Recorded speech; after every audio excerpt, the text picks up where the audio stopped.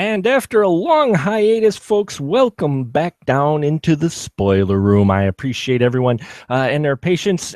We just had to take a step back for a little while and collect ourselves a little bit, but we're back now. And not only are we back, but we're back and kicking it into high gear with another Third Time's a Charm episode. This week, we are looking at a movie that I don't think is probably covered on just about any podcast, but hey, here in the spoiler room, you never know what you're going to hear. But tonight, you can hear some fantastic voices joining me in discussing tonight's film. And first off, we have Mr. Gonzo-rific himself returning to the spoiler room, the lovely Andrew Shearer. Hello, Andrew. How are you?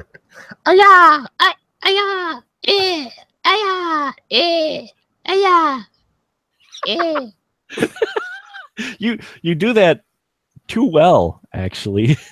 Hey, I'm just doing my ADR for my fight scenes. Can I go to lunch now? Give us one more. Yeah. Can't y'all just loop the same one? Yeah, we could do that. Yeah, we can. Sure. They won't notice. Notice. They definitely will. And next to the lovely Andrew Shearer, you heard him. He's the bow tie man himself, Mr. Paul Salzer. Hello, Paul. How are you today? I'm filthy. Filthy. You're here to talk about a kids movie.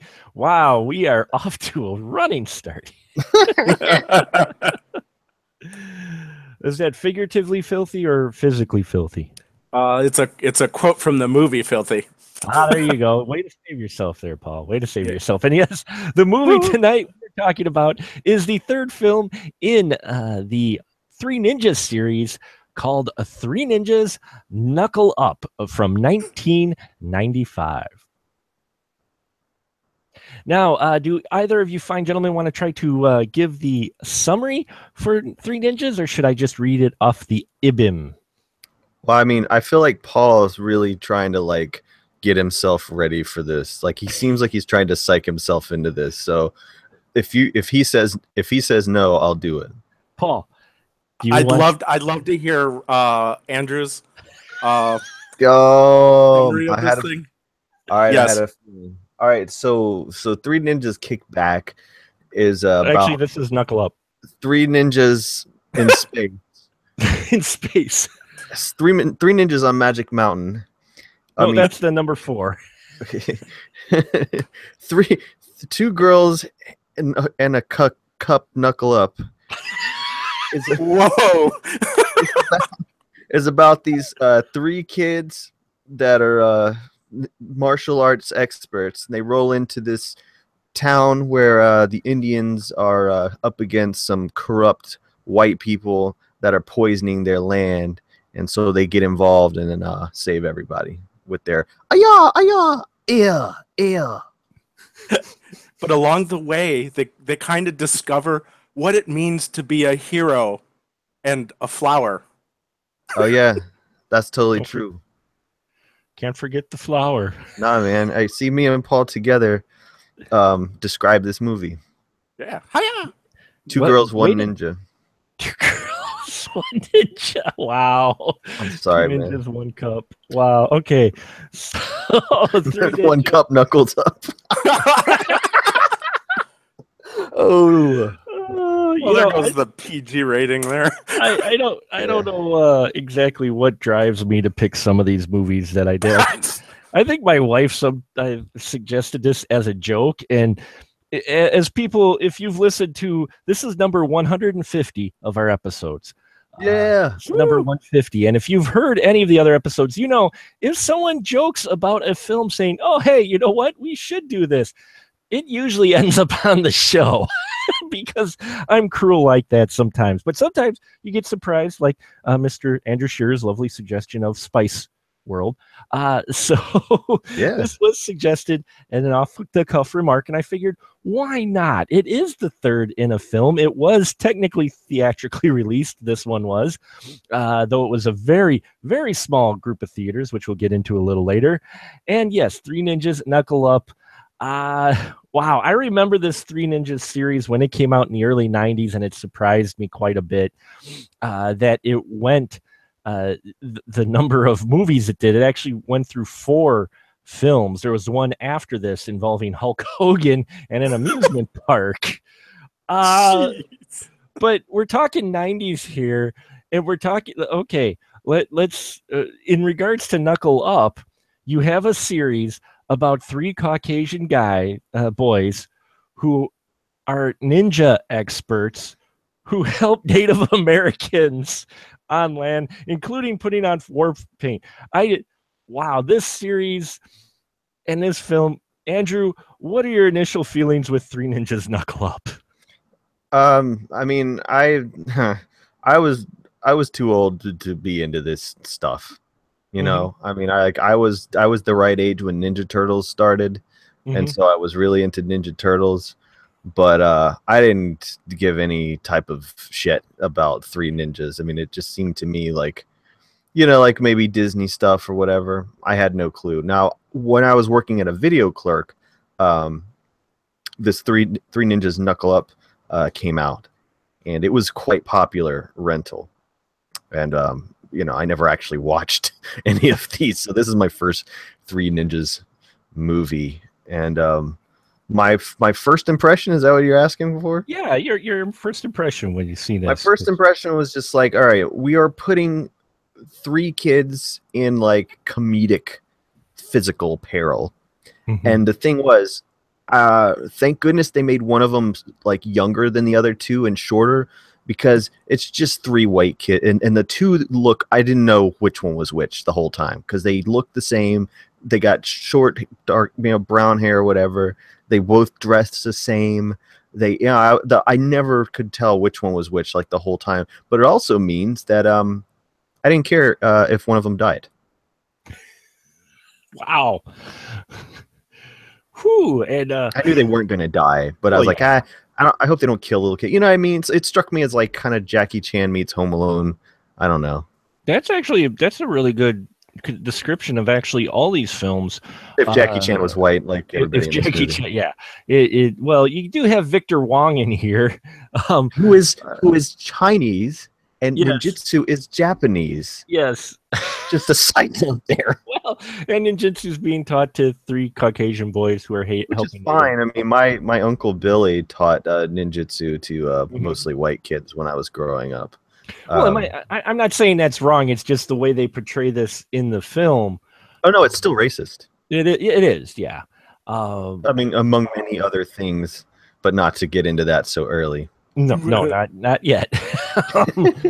Paul, this is so outside your wheelhouse. I was surprised you even voted for this one, but you did. And I did. By, you know, you and Andrew both, I appreciate you guys doing this with me, because no one else was gonna do it. And I'm like, oh, come on, let's tackle this. Let's challenge the spoiler room crew. And so what was your initial feelings with Three Ninjas Knuckle Up? Well, I can tell you the I can remember the first time I watched this film. It was at 5 o'clock tonight, and I was sitting in my chair, and I was getting ready.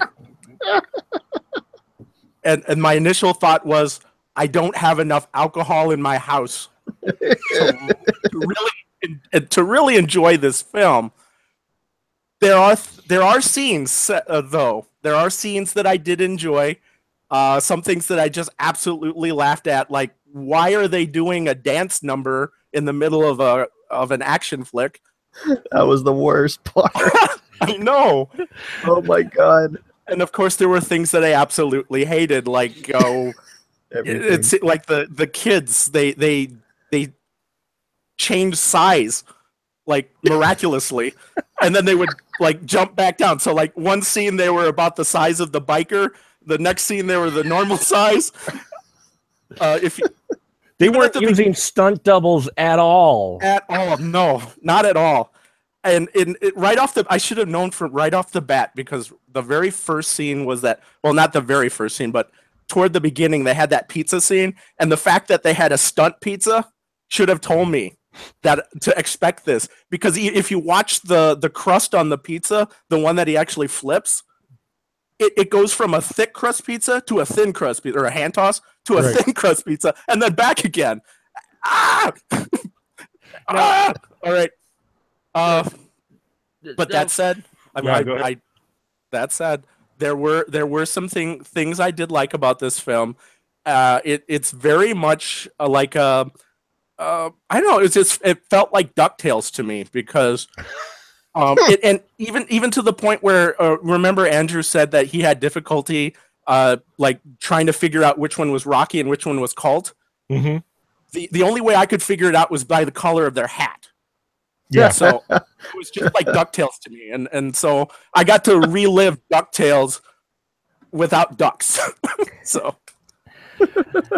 And I want to tell our audience right now, yeah, we fully acknowledge we are not the demo for this, but even this group here, we've watched young adult movies before, and I know I've watched a number of them, and there are some out there that I really enjoy, and I'm with Paul on this, and there are bits, there are segments of this film that actually are really good, and having watched all three of these over the course of 3 days, I've actually watched 1, 2, and 3 for comparison because that is my dedication, and that's how much I wanted to bring perspective to this film. And I will say, out of the 3, this is probably the best one. Oh man, thank you, Mark.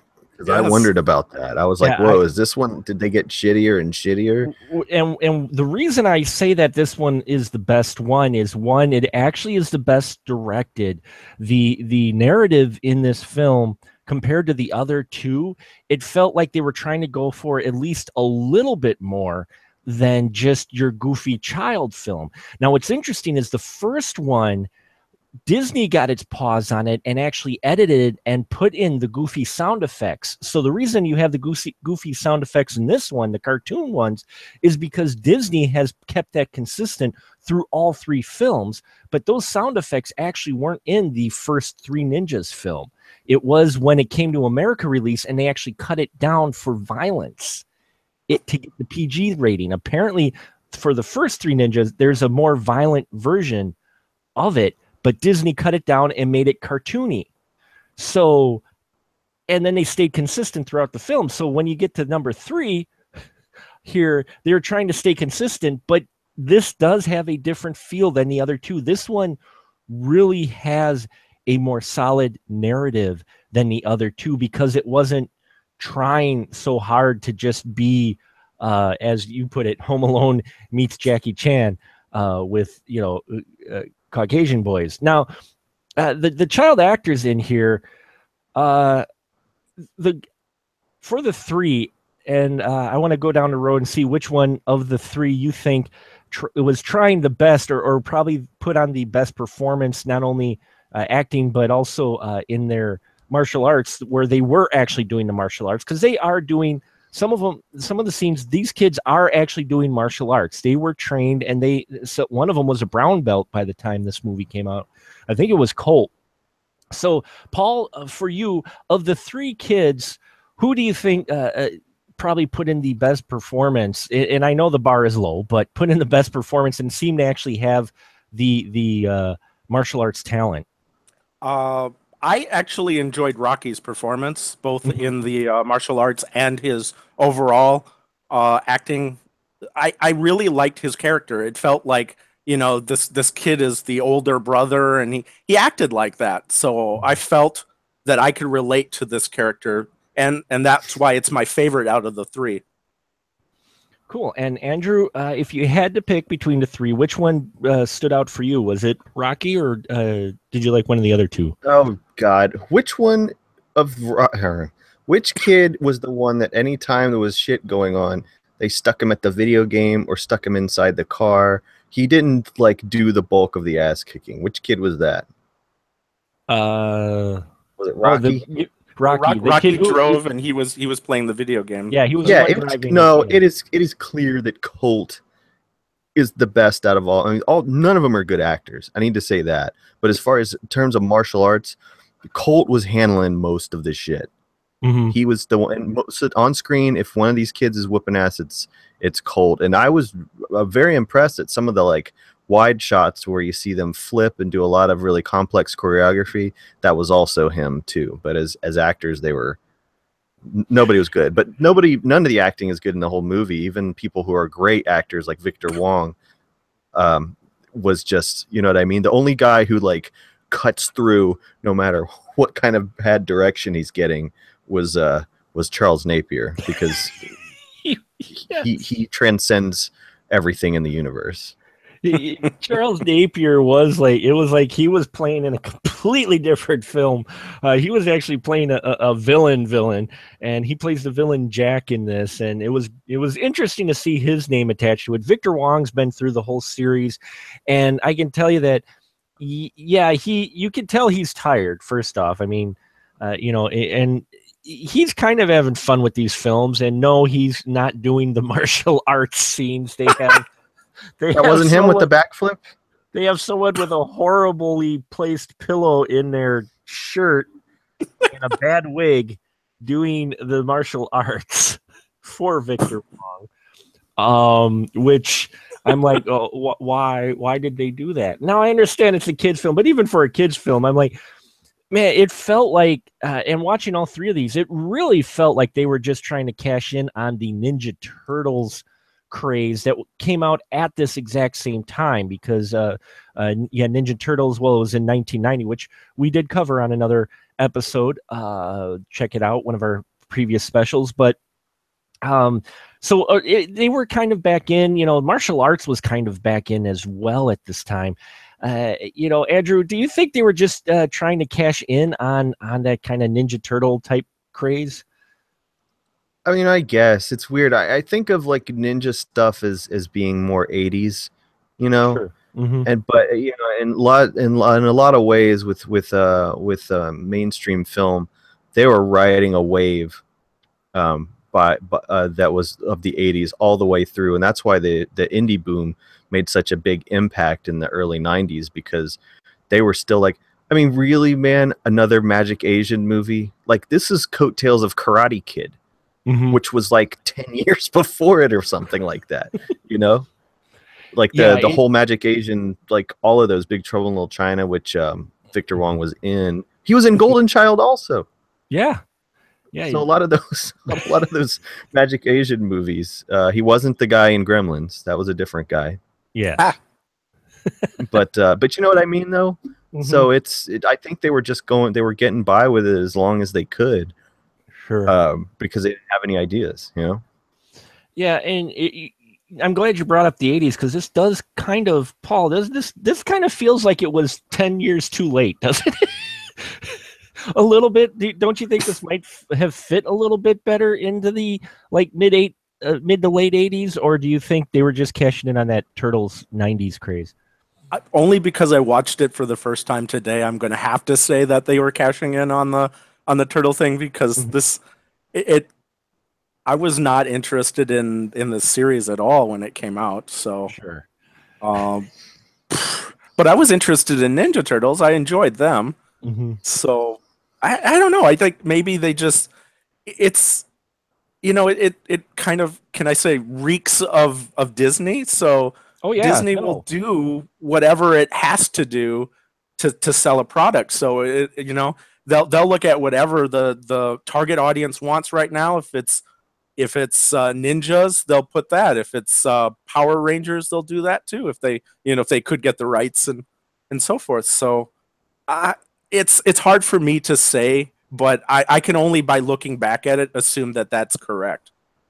It is also kind of a lot like a lot of just regular martial arts action movies from America from that time too. The plot really is a plot that like you could have dropped Steven Seagal or Van Damme into as well. Instead of three kids rolling into town where there's some shit going on, you have Seagal rolls in, and instead of going, hey, they're kids, man, what could they possibly do? Or hey, it's just one guy, what could he possibly do? It's almost like they dropped little kids into a screenplay that would be for a Seagal or a Van Damme. And what's kind of weird about it is when you're watching it thinking like, they're like trying to kill these kids like they were grown men, but yet what will they do if they actually, like, no one pulls a gun on these kids, do they? I mean, are they really going to kick the shit out of a little kid? It is a weird experience watching it if you start thinking about it in terms of just like 90s action, Well, they pulled out the knife. I mean, that is about as dangerous as I remember them doing. Yeah, the butterfly knife. The butterfly knife. But that was all show, because who really does that with a butterfly knife? Everyone in a movie ever with a butterfly knife does Yeah, that. there you go. They don't just flip it open. Have you not watched other movies? No one ever in the history of movies ever just opens a butterfly knife. You flip that fucker like 2 or 3 times. That's why you have a butterfly knife. You don't just pull out a butterfly knife. God. You know, it would be a scene I would want to see is somebody pull out a butterfly knife, do all that shit with it, and then all their fingers hit the table. Right? Oh, Yes. this is the type of Like, oh movie man, that, there'd be a guy with a shotgun, and they'll keep ejecting the shells because it looked cool to go Yeah. just every time. Right? Like, no! but I mean, that was the thing. And I think what made it even weirder, is that there are several like actual movie heavies as the bad guys in this movie. I mean, not only did you have Napier, who's like murdered the crap out of women in like in some Russ Meyer movies, but God, one of them was Patrick Kilpatrick, who has been definitely in some violent action. There was Vincent Schiavelli who killed right, and Ghost. He's the one that kills Swayze. Mm-hmm. God, there was one other guy. No, Scott McDonald, the guy that played Jack Frost in the Jack Frost horror movie. He was one of them. God, who else? There was Don Stark, who was a bad guy in Switchblade Sisters. But there was one other one that didn't belong, that didn't fit. Who was it? It was like one guy that I recognized. Oh, Donald Logue. Yeah. From what was that TV series that was so great? He's mostly does comedies and stuff. Grounded for Life. Oh yeah, he was in the bad guy game. I was like, one of these kids. Not like the other. And actually, he's in Gotham as well. Yeah. Is he a good guy in Gotham? Yeah, he was Harvey Bullock, so kind of a good guy. Yeah, I mean the bad guys were all goofy, but the cool thing about them acting goofy, for the most part, was that like, these guys are in other movies where they're really scary, But yeah, God, freaking Jack Frost, that blew my mind. What you'll find interesting too is actually the films follow a formula. If you watch these 3, there's always the big main baddie. There's always the henchman. What's actually interesting in this one is, even though you have their goofy henchmen, they're not nearly as goofy as what they were in part 1 and part 2. They were completely ridiculous. I mean, imagine, was it in part 1, they were surfer dudes, and they had a van that said "No Yuppies" or something on the front of their van.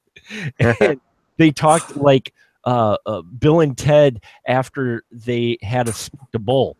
Oh my God! Yeah, they were that bumbling.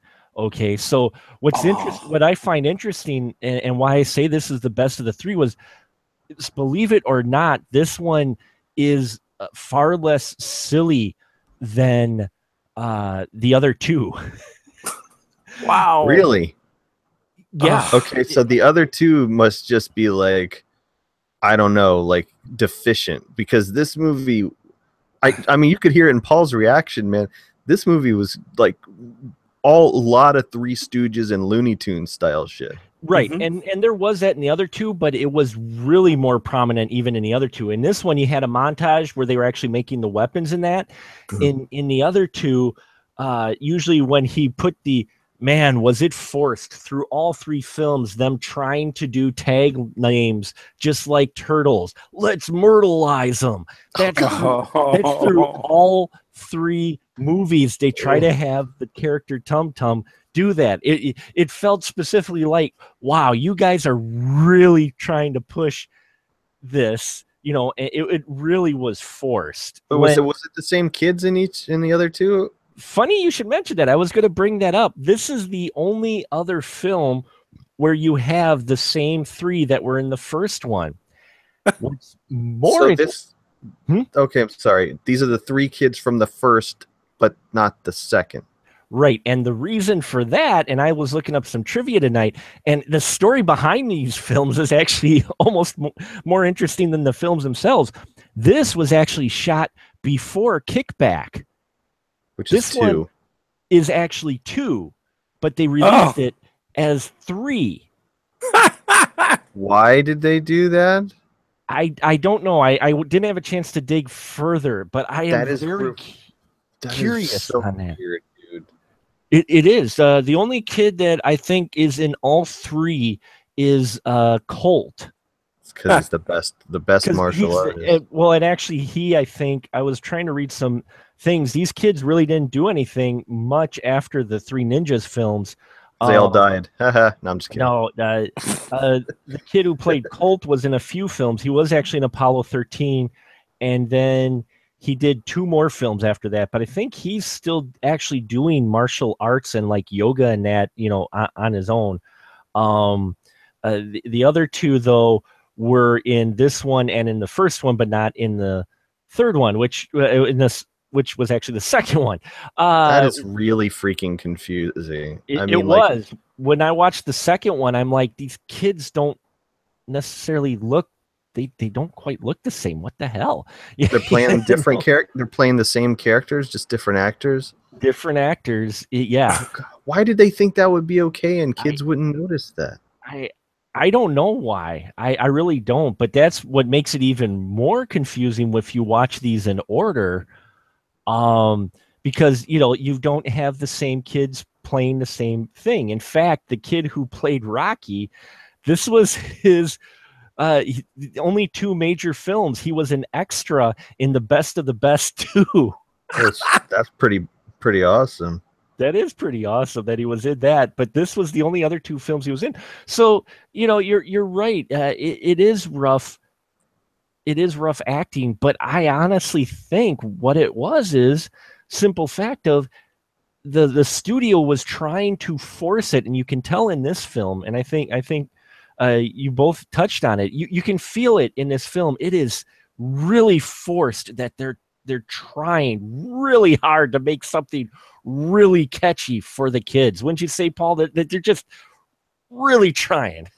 Yes, they are. It's through the whole series.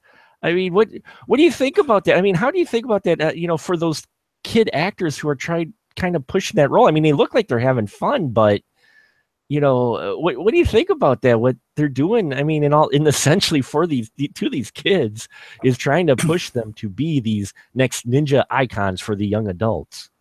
Oh, I mean, at the time it was probably, just like a sports person, they're going to be pushed to whatever their limits are. And I don't know, it's not necessarily a bad thing for the time. We can look back at it now and say, yeah, because these guys didn't go anywhere with their careers, it seems. Yeah. So I don't know. To me, I think it's good to just be able to experience it. If I was in their situation, I think I would have had a good time. I would have just kept going with it. And maybe that's the thing. Maybe they decided they wanted to go into astrophysics instead and thought that was much more of a career path for them. Yeah, they went on to some interesting professions. I unfortunately wasn't. I forgot to write it down, but I was reading up on it. I thought it was interesting. One of them, I think, Tum Tum is now a high school coach. Hey, I think, huh? That's cool. Yeah, and the other one is uses catchphrases then. Insurance or a lawyer, and like I said, one of them is actually, but one of them is only one that's still actually teaching martial arts. So. Hey, there you go. That kind of stuck with him. But Andrew, what do you think as a filmmaker in that? I mean, you can tell that they're really trying to push these kids as icons, and even though the kids are having fun, what do you think about that, of them really trying to force this? Honestly, man, when a kid is that age, trying to pull off an action film with them based on martial arts the way it was, something's going to drop off. Either the acting's going to be really great and funny and charismatic, and they're not going to be that good as fighters, or the action's going to be rock solid, but the acting's kind of and that's the way that Three Ninjas Knuckle Up really is. There's some really solid long action scenes in here, and the more the movie goes, the stronger those action scenes get. They're not super cutty either. I mean, you can tell these kids were really doing this stuff, so you can't just across the board say this movie's a piece of junk, because the action is very, very impressive. I don't know much about the filmmaker that did it, but I know that they were in the movie business a very long time. And this, I mean, if you put it up against something like Young Dragons, like something actually from Hong Kong, no, this is not that good, like in any shape or form. But that was kind of the case with some of the better. It was very rare in film, period, that you get someone that does great martial arts on camera convincingly, and also as a charismatic actor. It's just a very rare thing to find. You're not going to get that with a kid. Right. You know, but they do well. You're right. The action scenes in here were really well choreographed and longer than I expected. Paul, did that surprise you a bit with the length of the action scenes? And what do you think about the choreography with these action scenes? You know, I know the switching of some of the characters with stunt doubles and that, but still the kids were doing some of these pretty impressive stuff. What do you think? How'd you feel about those? I think that's probably why they did break it into kind of these dance numbers too. Is because it allowed them to be able to memorize the steps, and they are very impressive. The steps that they had to do, there were some amazing like kicks, and you can see that they are athletic and that they could do it. There were points though where it seemed to me that they did all the action slowed down and then they sped it up. Did you get that impression as well? Oh, that's a good point, Andrew. Is that something you noticed? Earlier in the film, yeah, I saw that happen, especially with the little kid, Tom. Yeah, I saw them do that with him a few times early in the movie, but by the end, it wasn't so obvious. As a matter of fact, like actually, I was thinking like the martial arts was more convincing than some of the Tony Jaa stuff that I've seen, which is really hard to say. But I hate the way they cut. I hate the way they cut Tony Jaa's stuff because like. He's great, but every punch gets cut like 3 times in a row, and you're like, why wasn't the hit solid the first time? You know what I mean? I know it was a trend, and all the Ong Bak films are kind of cut that way, but for the most part, you could, like you said, you could tell they were really doing that stuff, and like speed up or slow down. Well, I mean, that's done in Three Stooges stuff too.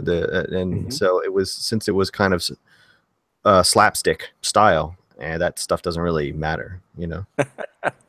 Yeah, you're right. With it doing slapstick, you can get away with it a little bit. For me, the favorite one of the better battles I thought was when they were up in the going through the garbage maze, and they were fighting. I'm like, you're looking at that. The kids are actually doing some pretty impressive stuff in there. You know, it's like. Yeah, I was not actually disappointed by some of the action by the kids. I'm impressed. It's actually, I think, some of the best in the films, in these 3 films. This is probably some of the best fighting too, which makes me wonder what got cut from the original, from that release that was put out to the US, because if these were actually filmed back to back, though this was the 3rd one released, makes me wonder what kind of things were cut. And apparently what I was reading is Disney didn't want it as violent. So a lot of the hits and stuff were actually cut in in that first film. And apparently the more violent one, if you will, was released only internationally. So I thought that, like I said, there's some interesting history on this little children's ninja films that I didn't even, catch. And speaking of interesting history, the director, whose name Simon S. Sheen is actually Sang-ok Shin, him and his wife are Korean filmmakers that were kidnapped by the dictator in Korea, North Korea. Yes, the North Korea, and forced for 8 years to make propaganda films. They escaped to the U.S. and sought asylum. And this was the director's last film. And I just thought that was interesting. I'm like, wow. I'm like, here you have this guy who went through this, and here he made the Three Ninjas films. He produced Kickback, Knuckle Up, and High Noon at Mega Mountain. But he directed. This is the only one that he directed. Otherwise, yeah, in the mid 80s, he was making propaganda films for North Korea. Kim Jong-il, I guess, would have been. I believe so, yeah. But I just thought That's crazy. Oh my god. it, isn't that? I mean, that's just wild. I'm like, wow, that's pretty damn impressive. I just knew he was old. I didn't know it was. Holy crap. Yeah, I'm gonna probably read about that. Is that on Wikipedia? It's got to be on Wikipedia. I believe it. Yeah, it's on Wikipedia as well as the I'm gonna have to check that out. That's amazing. Sang Ok Shin. But yeah, apparently that's just that I was like, wow, okay. I didn't expect that from a film like this. I figured, they just had some guy who wanted, a paycheck, and that's why he made these films. But he produced three of them. So, yeah, and we've kind of skirted around it. Let's hit it head on, ladies and gentlemen. The Native Americans in this movie, how they're portrayed. I give them a plus that at least they cast Native Americans to play the Native Americans. But how they were portrayed in here, Andrew, how did you feel about the Native Americans and how they were portrayed in this film? Man, it's like we live in times where everybody actually cares about getting cultures right.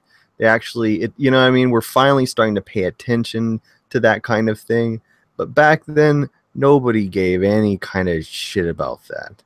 And what's crazy is like you have what I'd consider like the most confused scene that I've seen in a very long time, where they're at a native ceremony, and then the white kids, who I think are in war paint at some point in the movie. They get into war paint because they save the girl's dad.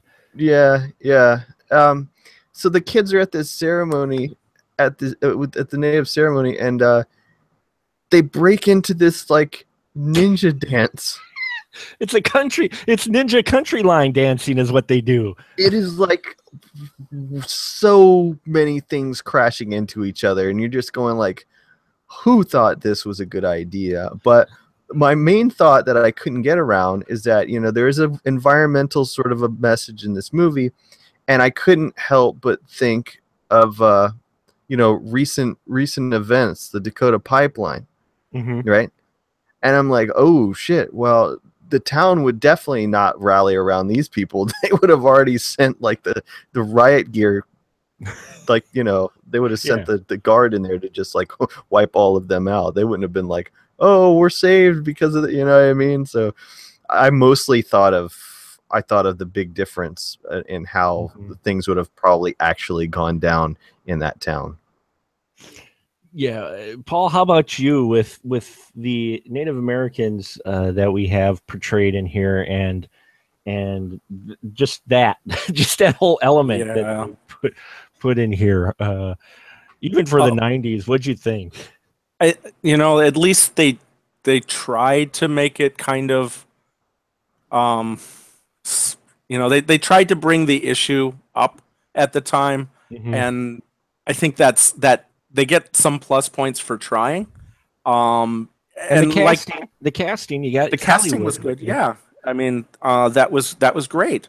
I thought it was like, for example, the whole when the chief makes the three ninjas the honorary heroes, he gives the kind of speech about how they didn't have the wits or the courage to be able to do what they needed to do, or what these kids did.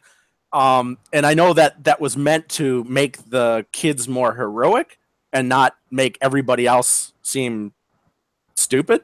Yeah. But I got that feeling that I felt like, but there was also the scene in the diner earlier on where the older guys were picking on the girl, or Joe, and nobody in the entire there were adults everywhere, and they didn't do a single thing.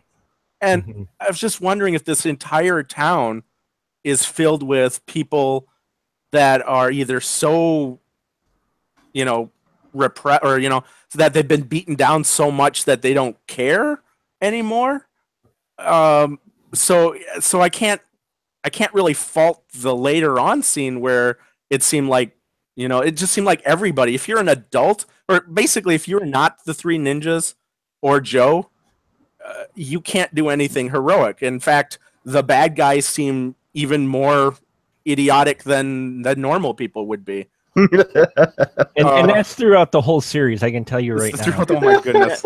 Now, I was just gonna a prime example of that was the whole scene in the car with Jack and the lieutenant guy, and basically he goes and says, "We got to go get some professionals," and the guy couldn't figure out what he meant by that, like mercenaries.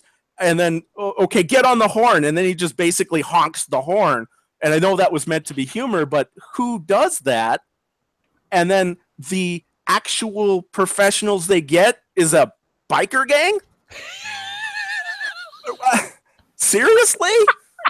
I forgot about the bikers. That's pretty great. Not all of them were bikers. They were in Jeeps because they were going to kidnap the girl because, and again, this is a spoiler room, folks. Not that anyone's probably going to watch this who's listening, but they're curious. They'll watch it. They kidnapped the girl because her dad has a disc with reports about how they're polluting the Native American lands with this landfill. And so they kidnapped the girl so her dad doesn't turn over the reports to the court because there's this big hearing going on. Though I will say the girl the actress who plays the little girl, Joe, she's got the best. She's got the best name. Yeah, Crystal Lightning. I'm like, dude. She did Skinamax later. I've actually seen her. Yeah, she did a Femme Fatales series. It was like a Skinamax series. Which is really weird after watching a movie like this. You're like, okay, this makes me feel really old. Oh, she's a DJ now, I think. Yeah, she does DJ work now, and she's still doing acting as well in some indie stuff too. So she's still staying active in front of the camera and also doing DJ stuff. So, and I thought she was all right. Her performance in here, for what little time you have and she has on camera, there is a female girl who's in the next film, in the previous film, which I keep saying that now because of the way they were shot. It's so weird. In the sequel, in Kickback, there was another female kid who was with the boys, who was actually the best at this ninja tournament. She kicks major tail, and she actually was better than the boys were. She was better at kung fu, at ninjutsu, but she was horrible at baseball, and they were really good at baseball. And so there was the tie-in. Yeah, there was the tie-in with that. It was, oh my god. Oh, and Don Stark, as we mentioned, he does show up. He was in Kickback as this really comical umpire for the baseball game. I mean, like, over the top. I did watch the trailer for it. I noticed him. He was killing it. He was just playing it up. So yeah, I mean, the elements in here are, it follows adult action scenes, but it's like trying to be for kids. Three Stooges, yet not quite. Makes you wonder how much the director's hands were tied by the studio in this, because there are glimpses of really good moments in this movie.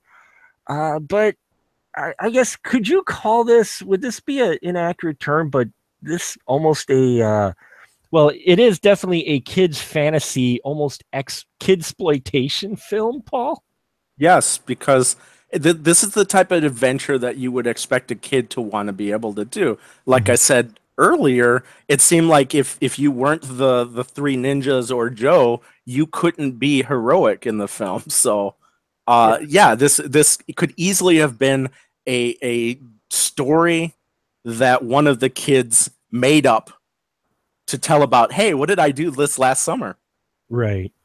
So, Andrew, would that be a correct term in saying, almost correct in saying kidsploitation film almost? Yeah, and I really agree with Paul, and that was actually a thought I was having when I was watching it, because when I was 12, I made a ninja movie with my brother and my cousin, one of our friends. It's on YouTube on the Gonzorific channel. It's called Ninja Crazy, and there was early on in the movie, the dialogue, the way the kids were talking to each other and stuff. I was like, did the kid write this shit? Like, it just seemed like a movie that kids would make. Because I judge a couple of film festivals locally, and one of them has a lot of movies that are done by like grade school kids and like high school and middle school kids, and it a lot of those, when they're just talking to each other, plays a lot like a movies that kids make. So in that regard, yeah, absolutely, I totally agree. Yeah. Yeah. Oh man. So it's definitely an interesting film. And now I wanted to go down real quick here, and I see if some of my wonderful and brave crew members here who sat and watched this for the show, if they had any questions or topics for the film we may not have touched that they wanted to talk about. Andrew, how about let's start with you. Did you have a question or a comment about that you wanted us to talk about the film? Yeah, I just found it really interesting that this was a PG-13 movie. I didn't realize that, and so looking at it, I just wonder, like, what is it about this movie that earned it a PG-13? I mean, kids' movies are PG and G; they're not PG-13, and so, like, there's no cussing, there's no like gun violence. Things don't, you never ever get the feeling that these guys may actually be killed or even injured. When they hurt the bad guys, it's even less so than something like Home Alone, because everything is like, there's soft falls, there's soft hits. You don't even see real body contact ever. There's a part where like a kid like hip checks two guys and they just fall over. It's very strange. So I was just wondering, like, what was it? Just the amount of fighting in it that made them think that it was too violent to get PG? What happened? What do you think? Why do you think it got PG-13? Paul? I think there's this quote about PG-13 that's like, if it has to do with what parents assume is appropriate for their kids, and so if it doesn't meet the current standard, then it gets that rating. So I think what it's probably telling us is that that times have changed, and that the idea of what parents thought were acceptable for their kids has evolved. So by 1995, the topics that were discussed about possibly bullying and trashing the environment, and just having, like, hiring people to do bad things and then taking them to court and doing the whole, we're going to kidnap your kid, and you're going to be forced to tell lies to the court. So maybe I think it's just that the parents, they thought that the parents at that time just didn't think that that would be appropriate for kids to learn. And something like this with ninjas, kids are going to be flocking toward, and they're going to be like, oh, I want to be just like them. And then they're going to see all these other aspects and then think it's okay. It could be just a bunch of people that mislabeled it because they assumed that the rest of the world couldn't handle it. It's possible. That could be why the first one got cut down, because Disney or whoever owned the rights to it didn't want that PG-13 rating because of the fighting. I think it got it. It says for nonstop ninja action, according to the MPAA rule. That sounds... Which sounds like a lame thing. I honestly think it's because of just the few dark places it goes. Paul already mentioned that the little girl being kidnapped and being held basically as hostage where something might happen. She's in, they try to set up as kind of legitimate peril. She has been captured by adults, by some creepy ass adults. And harm's being threatened to her dad. There's the blackmail, but what also a couple other dark parts it actually goes to is the dad is the implied torture. Yeah. You do have a bit of a torture scene in here, or he's beat to hell, so it's implied torture. Let's not forget, and again, this is what makes this movie just so really interesting to watch is when the kids come up on the funeral, they're burying a kid. Yeah. And that blew my mind. I'm watching this going, okay, it's a funeral. And then I looked at the coffin they were burying because the implication is that the pollution from the landfill was poisoning the lands and killing the people of this tribe. And they're burying a kid. They don't say who's actually in the coffin, but it's a kid-sized coffin. And I was like, whoa. Yeah, that's a definite PG-13 moment. And the one scene other than that stood out to me was one of the bad guys just like dumps beer on the little girl. Mm-hmm. And he actually says it's beer, so you know it's beer. And I was just like, that was so strange to me because like in a foreign movie, that kind of stuff does happen. Like Sure. I don't know, did either of you guys watch Okja? I didn't yet. I've seen the trailer, but I've been mean to. But that movie is freaking people out because it's got some, some really like heavy stuff in it, and also like goofy. Like it could have been in America, it could have been made as like the next Pixar or something like that. Sure. But in the hands of someone who is not an American, they have those wild shifts in tone like that. So I noticed that the things involving the girl. Oftentimes, showing her being abducted and just the fact that grown men are, harming children and wanting to harm children. But my main, I don't think they thought of those things when they gave it PG-13. Quite honestly, I think it got PG-13 because they didn't want kids copying it, like the little kids copying it. Yeah, they didn't want to take little kids under 13 who to be impressionable and suddenly be karate kicking the parents at home. Yeah, or show that they could beat the shit out of their dad. Right. Like there's just so many nut kicks. That little kid that kicks so many people in the balls. I know, right? So many balls got kicked. Though I can confirm that a child who is 10 years old who learns karate can actually hit pretty hard. Okay. My boys learned karate. They went through the full training to get their first degree black belts.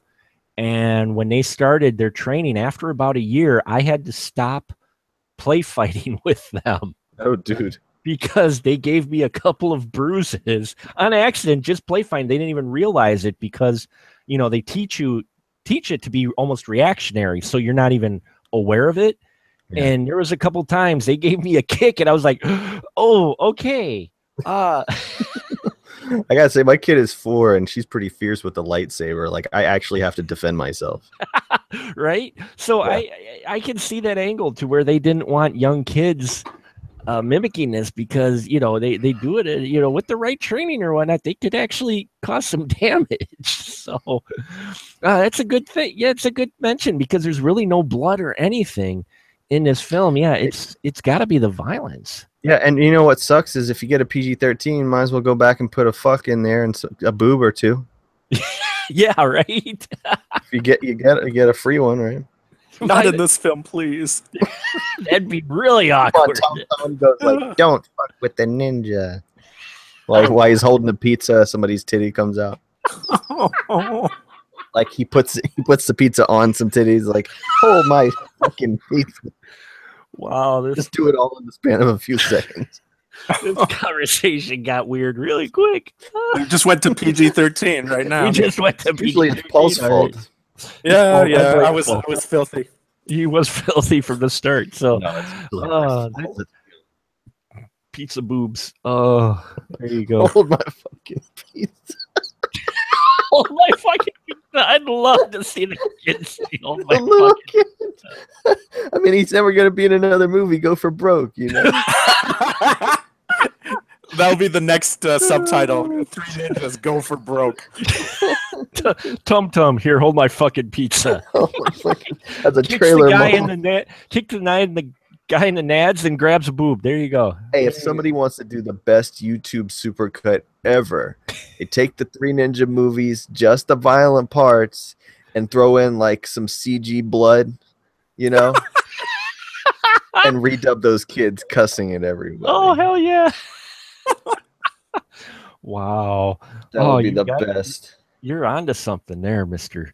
Shearer. I mean, I'm not volunteering myself. There were a lot of times I was watching the movie going like, I mean, I swear to God, at one point they jumped a motorcycle right over the littlest kid's head. There's an element of danger that makes these kind of unbelievable, Yeah, well, it surprised me with those stunts, and we go back to the fighting, but there's actually a few of them in there. I'm watching, I'm like, wow, that isn't an adult. That is a kid, whether or not the kid or a stunt double or what, but some of this in wide shots where you see it is the actual actor, a few of those things, you're like, crapes, if something goes wrong right there, they're dead. They weren't in any more movies because all three of them were critical for a very long time after the film. They both spent most of their early 20s in a coma. Oh man, yeah, PG-13. The MPAA. That's a whole discussion right there. Paul, how about you? Did you have a question or topic you wanted to bring to the group about Knuckle Up? We did one of my earlier ones, but I do have another question, and this has to do with as I was growing up, ninjas to me were more about being secretive and basically concealing themselves in the shadows and being kind of like the secret assassin type things. Where did movies suddenly change? When did the ninja movies become where the ninja was like, these guys, they were the noisiest ninjas in the entire planet as far as I could tell, because they were jumping through windows and making as much noise as they could possibly make. Can you guys think of a time, like, is it like the early 90s where suddenly it changed, or is it the late 80s, or was it always like this and I'm just having that nostalgic glasses on and I just think that, oh, it was so much better back in the day? Rose-colored nostalgia. No, you're in the 90s. It did change because in the 80s, well, the first American Ninja or two, Dudikoff was trying to be kind of stealthy as a big, huge American like that could be for ninjas. But ninjas were actually kind of stealthy in the 80s. But I think it did change in the 90s. Andrew, what about you? What do you think? When did ninjas change? I mean, they were just like a kind of a pop culture item, and that's the thing. And when anything becomes like a pop culture sort of a thing, and we weren't as aware of like Japanese martial arts in film as we were in Chinese martial arts in film. So really it could be sticking to like the real shinobi or whatever. It was just not going to be something that could survive in pop culture. It had to evolve like out of that sort of realm, and I totally agree. Like the ninja's supposed to be like, no sound, pop in, jam out. Nobody knows the ninja's there. That's the ninja. But when you got a giant shell and you're yelling cowabunga, that's out the window. Yes. And so of course these kids are just going to be like, can you imagine any of them? They're not going to shut up. They're not going to be quiet. There's no stealth involved. Absolutely not. But it was, yeah. Does anybody remember realultimatepower.net? No, I don't. If that's still online, that was a great site. And it was just like, I think the first line of it was like, my name is da-da-da and I can't stop thinking about ninjas. And he just wrote all these ninja stories, and they all started out with the ninja on a windowsill playing like metal on guitar, doing like ripping a solo, and then jumping into some kind of thing. Yeah, the official ninja webpage. Hey, this is all about ninjas, real ninjas. This site is awesome. My name is Robert, and I can't stop thinking about ninjas. There it is. These guys are cool, and by cool, I mean totally sweet. Ninjas are mammals. Ninjas fight all the time. The purpose of ninjas is to flip out and kill people. I'm so glad that site's still around. That was one of the best. Oh yeah, you could get pump up T-shirts and talks about seppuku and all kinds of things. Wow. There's a link for hate mail. This is awesome. So, folks, there you go. RealUltimatePower.net. You need to check this out. Oh, my Lord. Yeah, ninjas, Hollywood, you know, even in this film, because in this film we get, well, in this one we don't have, that's what was missing. In the other two, you actually have like Foot Clan ninjas. Oh, yes. In the other two films, they have a school where the bad guy is training more ninjas, like all kinds of ninjas. Like I'm talking, like I said, Foot Clan number of ninjas. I'm like, what the hell? And like in the second one, which is the third one, I'm just gonna. My brain is just locked in that. I apologize, folks, but in that one, they kind of go through this school, and every room they go into is an upgrade of ninja of martial arts attacks. It's crazy for the second film, which was shot third, but yeah, that second film is crazy because they like go to this room to room. They first take on regular foot soldier ninjas, then they take on guys with bamboo swords, and then they take. It was like, wow, pure child fantasy. This series is, but not well done child fantasy. It's really like Disney Channel. Oh, yes, thank you. It's before Disney Channel was huge. This is definitely Disney Channel type stuff. The first two, this one actually, is more violent and probably would never make it on the Disney Channel, even though it's got the cheesy acting and the sound effects and such. And I don't know when ninjas changed. I think it is the 90s with Ninja Turtles, and that when that came out, I think Hollywood thought they had free reign of we'll just call them ninjas, because these kids aren't ninjas. They're martial artists. They're like Karate Kid. They're like, they're kids learning. I know the style, but in essence, these are not ninjas. They aren't stealthy at all, ever. No, the term ninja is the pop culture term, is basically meaningless when it comes to martial arts in the film. Yeah. Now, some interesting facts which I'd like to bring when we're doing these Third Time the Charm is about box office and that. You may wonder, well, why did they release this? Well, funny, you should ask that. I know you probably weren't asking that. I'm going to tell you anyway.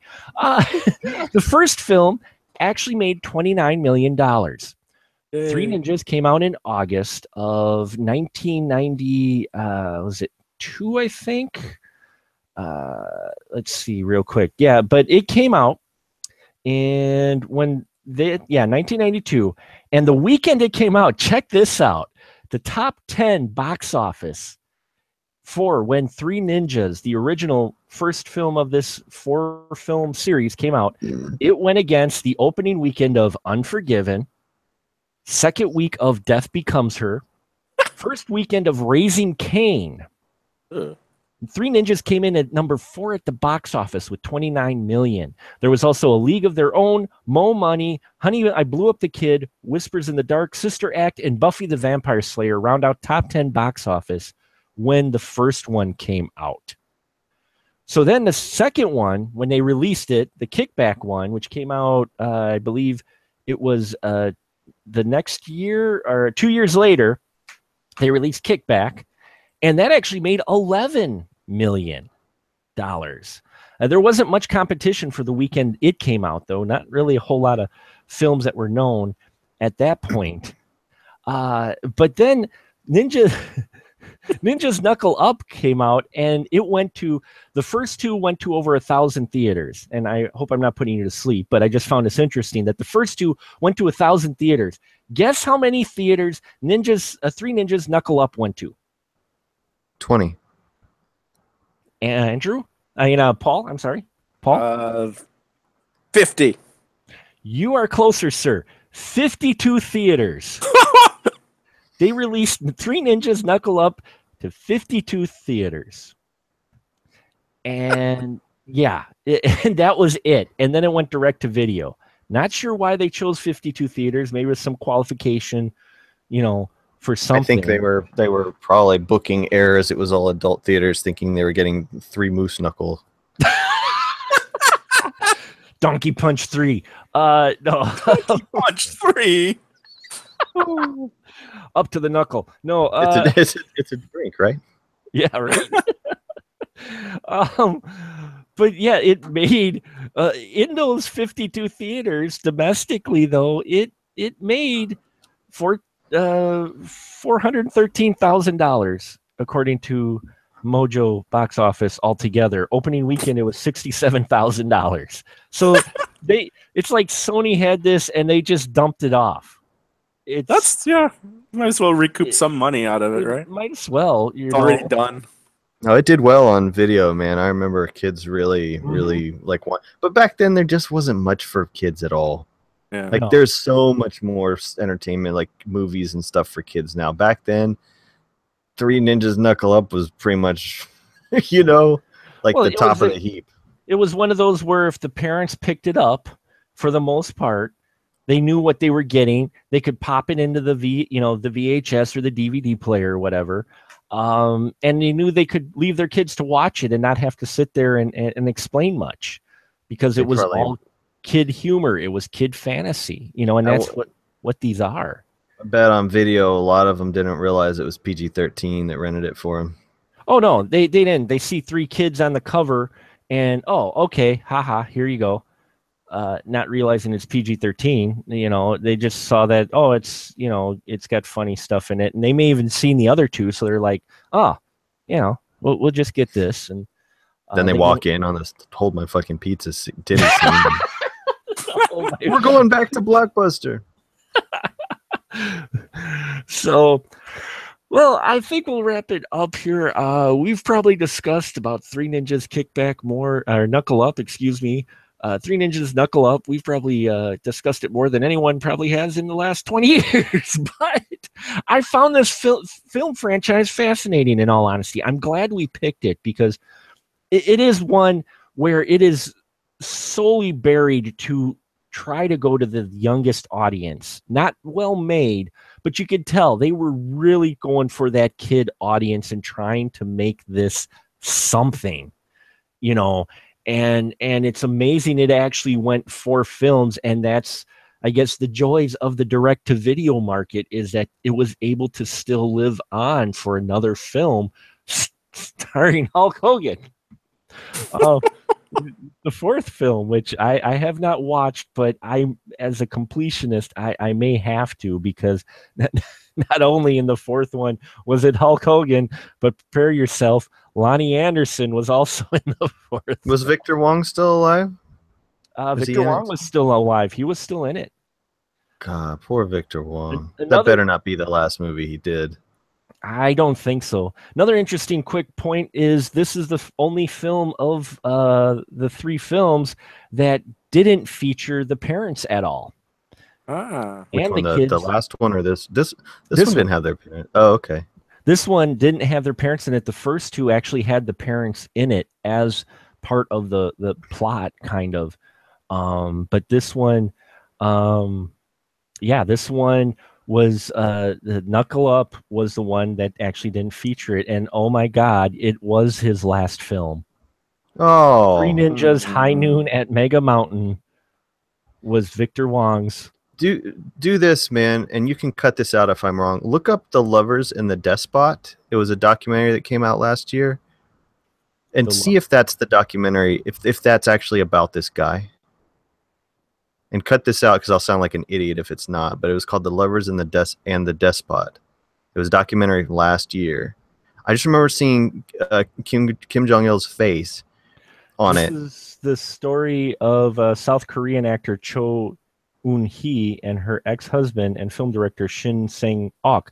This, what you're talking about here, The Lovers and the Despot, is about the director. Shit, yeah, a documentary last year was about it, and I didn't even see it. I'm watching that. I'm watching that tonight. It is about the director of the film tonight, Three Ninjas, Knuckle Up. Oh man, holy crap! Oh man, oh that's so bad. Here I was just gonna hit Wikipedia. Yep. Lovers in the Despot is about this guy. Okay. It is about the director of Three Ninjas Knuckle See, Up. that's what happens when everything is on demand. You see this little thumbnail instead of looking at the back of a video and reading it. And Like a but there you go. I'm actually glad we did this film tonight because you learn interesting tidbits like that. It's wild how, and this is why I love film, and we'll wrap it up here tonight. But this is why I love doing these because even it's not a good kids film. Even the Three Ninjas, it's definitely not for adults and kids. It's or kids. solely rooted for maybe some kids, but the fact that this was directed by a guy who did propaganda films in North Korea, just that blows my mind. And that makes me actually appreciate this film a little bit more because I'm like, wow. Yeah, I cannot wait to watch that documentary. I almost watched it a couple times last year. So there you have it, folks. We're gonna go down now. This is a Third Time's a Charm episode, and I think you'll know what our fine crew members here are going to vote, but we'll still vote to go on record all the same. So Paul, we'll start with you. Is Third Time a Charm for this film? Depending on your age. Mm-hmm. So if you're under 13, you'll probably enjoy this movie, even though it's PG-13. But if you're an normal age person, I would say no. That it is not Third Time the Charm for that. And Andrew, how about you? Everyone I know of pretty much all ages would think this movie is really stupid. It's I didn't enjoy it. Mm-hmm. And watching the other two films, I'll put the caveat there. Compared to the other two films, and I haven't seen Mega Mountain, but with Lonnie Anderson and Hulk Hogan, I may be able to deduce how that one's going to go. But if you just look at these films by themselves, I will say yes, actually, Third Time's a Charm, because I felt this is actually the best one of the series as far as how they choreographed the fight scenes, the way it's approached as far as the material. They try to do something at least a little bit more serious with it.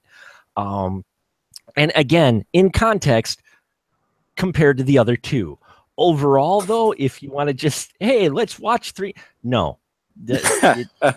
I have to say no if you didn't watch the other two, because this one will be bad. But then when you watch the other two, you will go, oh, this one isn't so bad. But it's still not really great, even for a kid's film. It's cashing in. It's one of those things where especially, it makes a lot of sense now why this one went direct to video. If this was actually shot second, but never released. And so, and then they had this film sitting here and they probably released it just to get it out there. Three Ninjas Knuckle Up. And then it made enough in the home market to get a Hulk Hogan epic something. There we go. That's what they did. To pay his contract. Getting that Mr. Nanny money. Mr. Nanny money, yeah. Suburban Commando money. There you go. So, yeah, it's got some big names in it. It doesn't make it worth it. The kids were having fun. Total respect for what they had the kids do as far as the martial arts part goes. Acting was rough. Overall, though, I cannot say as a movie by itself, Third Time is not a charm.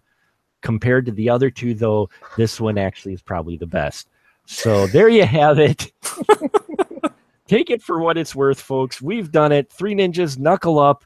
Put this one in the box. Episode 150. Thank you so much for listening. I hope we haven't lost all of you. And now we're going to go down the aisle where our fine crew members can tell you what they're up to or where you can find them at when they haven't graced us here. So, Andrew, why don't you go first, sir? Wow, thanks, man. Hey, I had a wonderful time. Always like doing this show with you guys. I don't think I've done a Third Time's a Charm episode yet. I have listened to them, though, so this was fun. This was cool. And, I'd pretty much watch any movie as long as I ended up talking to y'all at the end of it. Like I said, I have a ninja movie I made when I was 12 or 13 years old back in 1990 on the Gonzorific YouTube channel, GONZORIFFIC. My friends and I make movies here in Athens, Georgia, and our current release on Amazon Prime is called Space Boobs in Space. Ooh. Yeah, I have the copy right here in my hand. So You bought, yeah, you got it. You bought the DVD. You got all the extra. oh yeah, the extra boobage, and it's Wayne, you sitting got to see it. Like, what was that? Like 2 weeks before or something like that. and it's sitting right next to my copy of Kubo and the Two Strings. Take that. Hey, for what there you go, will. Kubo. Now that is a good kids movie. That is. And Paul, how about you? Where can they find you at, or what you up to? I'm sort of loosely affiliated with the Northeast Wisconsin Horror Film Festival. Loosely, you're buried hip deep in it, don't you? That was sarcasm. That was sarcasm. Yes.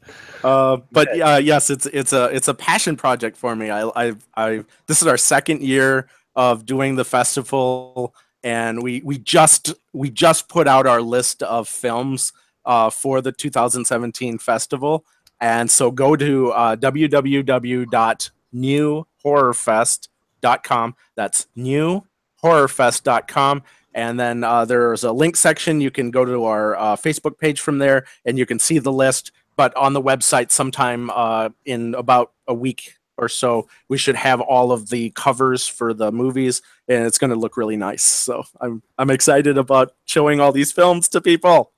I've got my hotel reservation already made. I am excited, and I'm even going to be there for the night before, where the New Horror Fest is sponsoring a showing of Friday the 13th. Was it part 2? Part 2, because it's our second year of the festival. Part 2 year. Yep. And plus, it's actually on Friday the 13th. How exciting is that? That's awesome. So I'm going to be there for that. And, of course, the New Horror Fest. Folks, come to the great state of Wisconsin. There's a link for the New Horror Fest as well on specialmarkproductions.com on the homepage right there. Scroll down. You'll see a link there. Check it out, you horror movie maniacs out there. Though I'm not sure what is more scary, the films that will be shown at that festival or this film, or the fact that they made a fourth Three Ninjas film. So take it as you will. Thank you for hearing our discussion tonight, folks. Please, check us out at specialmarkproductions.com and everywhere else. And folks, now we're going to let's give our best karate ninja goodbye on 3. Okay, gentlemen, ready? 1, 2, 3. Yeah.